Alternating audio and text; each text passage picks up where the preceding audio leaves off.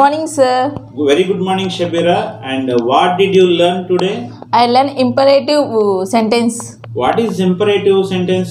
Imperative sentence is advise. It is used for. It is used for advised request to order and permission. Okay, can I ask some questions? Telugu. Will you translate? Yes, sir, I will translate. Okay. ఇక్కడ కూర్చో.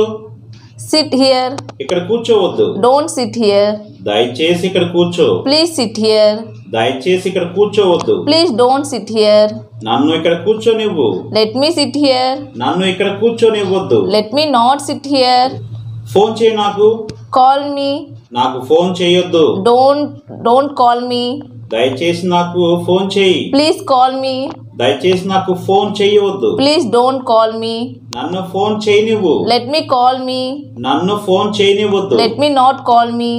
Okay, you spoke very well. You learned, and you have to learn more examples tomorrow. Will you Okay, tell? sir. Yes, sir, I will tell. Tell. Okay, nice talking to you. Thank you.